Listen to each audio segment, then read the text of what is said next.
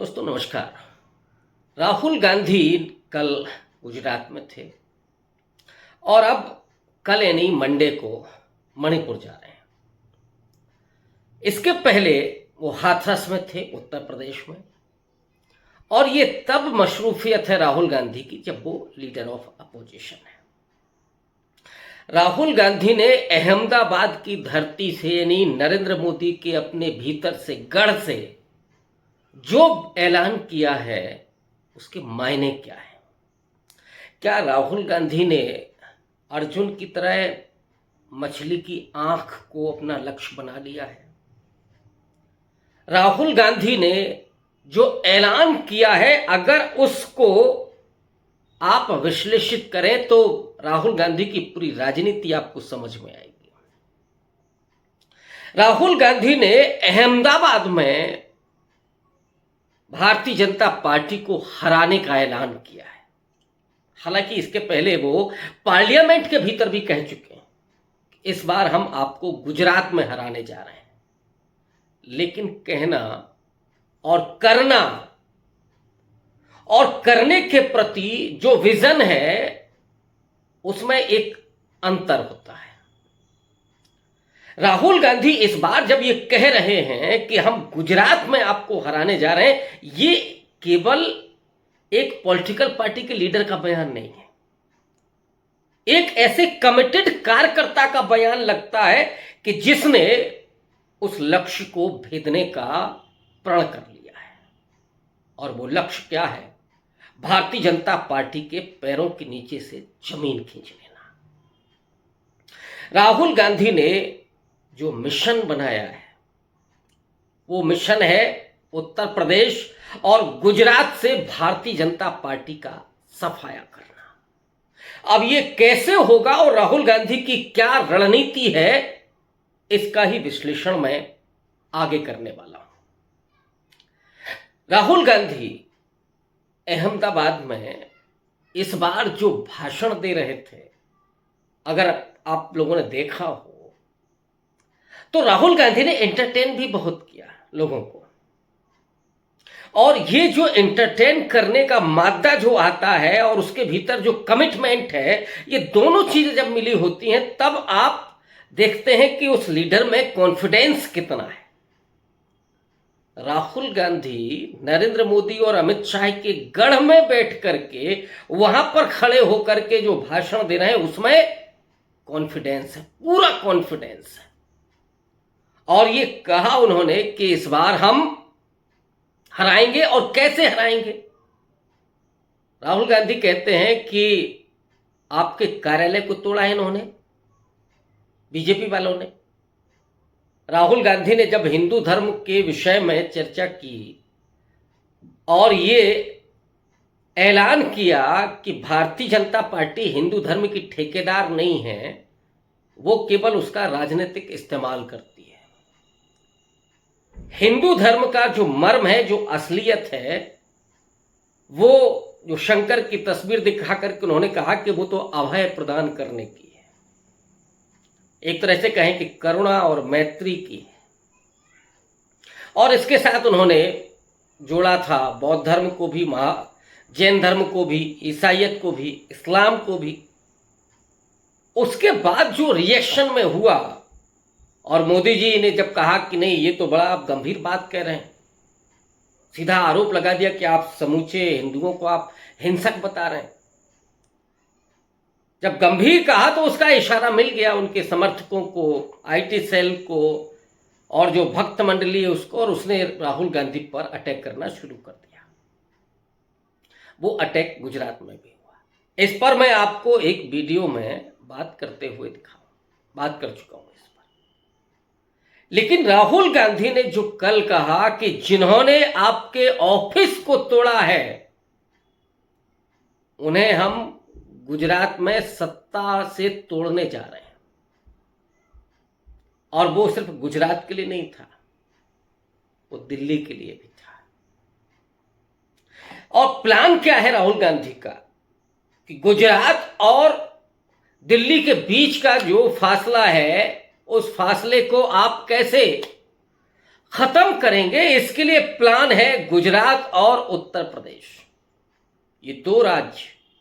गुजरात में 26 सीटें हैं, लगभग 30 साल से ज्यादा हो गए वहां पर सरकार है बीजेपी की, और जब से नरेंद्र मोदी हैं तब से गुजरात में लोकसभा में भी 20 के ऊपर सीटें आती रहीं।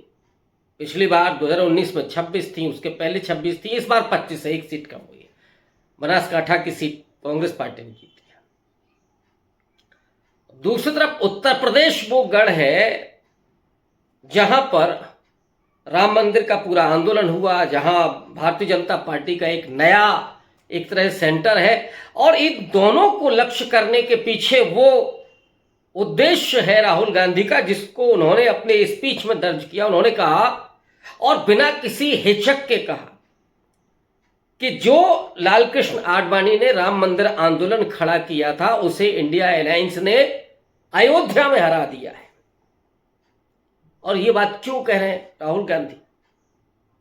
क्योंकि उस राम मंदिर आंदोलन में जो रथ यात्रा शुरू हुई थी, उस रथ यात्रा के सारथी अमित शाह थे, जो आजकल प्रधानमंत्री हैं, जो गुजरात के मुख्यमंत्री रहे लंबे समय तक।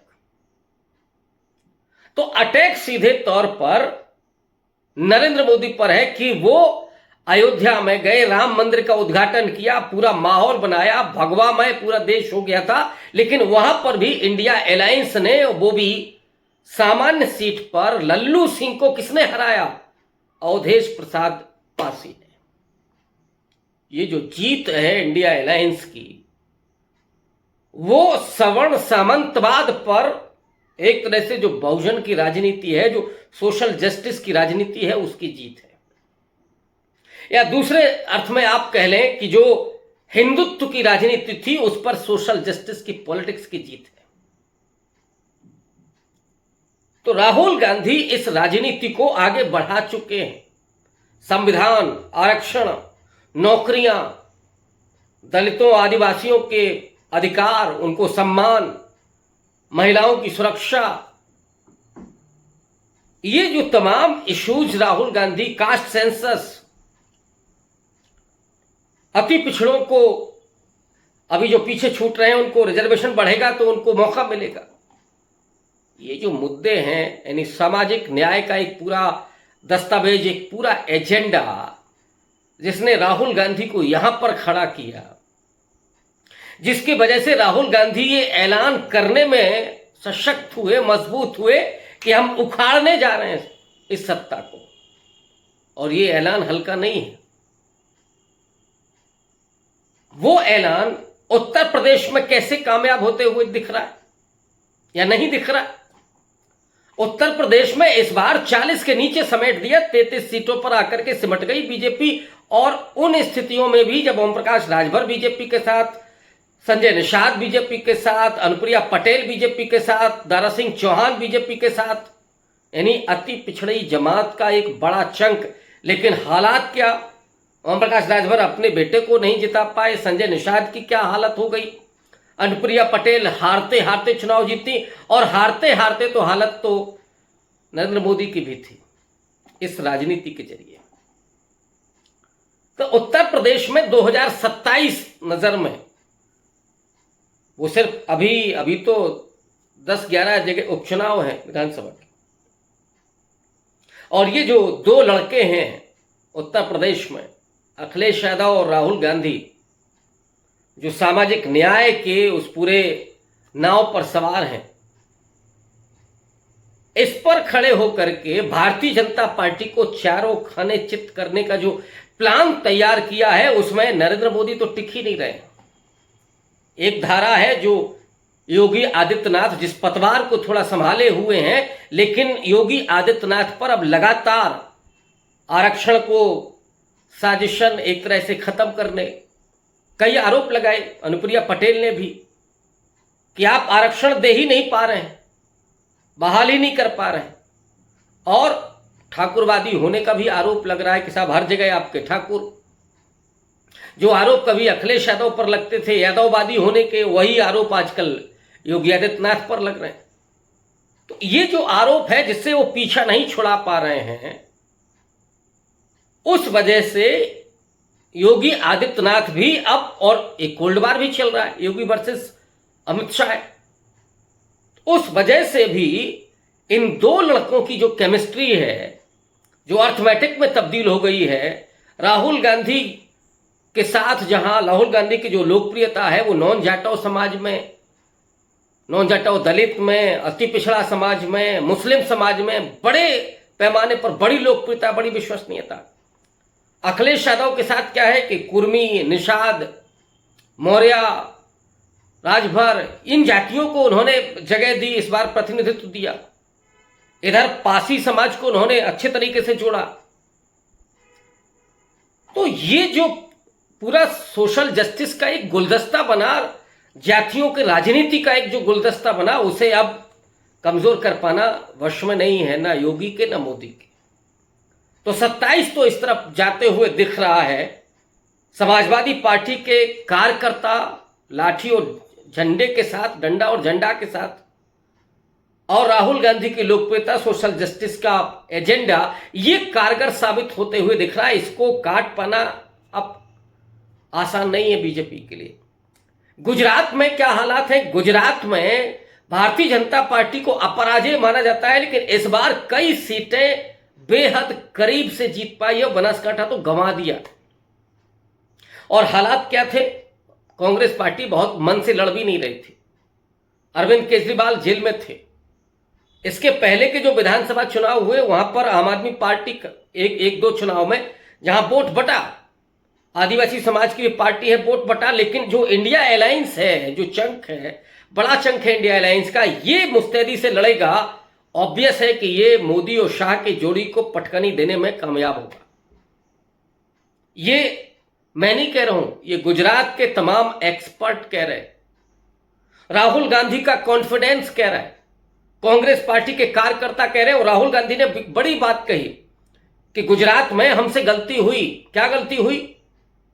कि दो तरह के घोड़े होते हैं, एक बारात का घोड़ा होता है और एक घोड़ा होता है रेस का। कई बार हमने गलती से बारात के घोड़े को रेस के घोड़े में लगा दिया, इस वजह से हम चुनाव हारे। लेकिन अब रेस वाला घोड़ा ही रेस वाला में लगेगा और जो बारात वाला घोड़ा है वो तमाशा दिखाएगा। ये स्ट्रेटजी गुजरात में, क्योंकि जमीन पर तो एंटी मोदी जो पूरा माहौल है वो काम कर रहा है। राहुल गांधी जिस तरह से उभर करके आए हैं लीडर ऑफ अपोजिशन के रूप में, वो पार्लियामेंट में और ज्यादा दिखेंगे। जितना उन पर अटैक होगा उतना ही बीजेपी मुसीबत में जाएगी। और ये स्ट्रेटजी काम कर रही है राहुल गांधी की।